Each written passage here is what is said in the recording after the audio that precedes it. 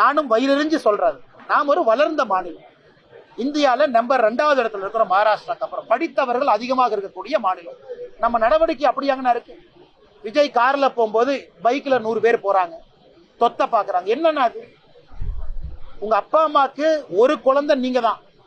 இறந்து போன 40 பேர்த்துக்கு அவங்க எல்லாம் வீட்டுல தங்கம் தான். எல்லாரும் கணவன், மனைவி, குழந்தை, தாத்தா, பாட்டி எல்லோரும் யாரோ ஒருத்தர் இழந்திருக்கிறாங்க.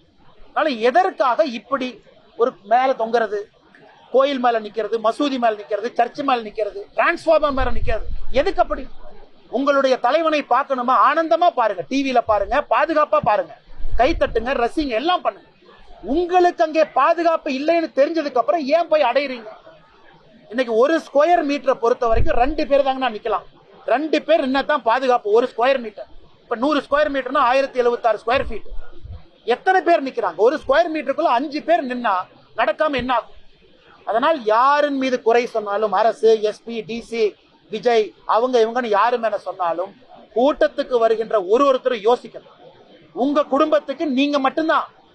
உங்களை இழந்துட்டா அவங்களுக்கு அது லைஃப் டைம் போச்சு. அதனால நீங்க தயவு செஞ்சு யார வேணாலும் போய் பாருங்க, டிவியில பாக்குறவங்கள பாருங்க, யூடியூப்ல பாக்குறவங்கள பாருங்க, தூரத்துல இருந்து பாருங்க. அங்க போனதுக்கு அப்புறம் பாதுகாப்பு இல்லைன்னு தெரிஞ்சதுக்கு அப்புறம் ஏன் உள்ள போறீங்க? எதுக்காக பைக்ல துரத்துறீங்க? என்னது? நீங்க கீழே விழுந்தா யாருக்கு பிரச்சனை?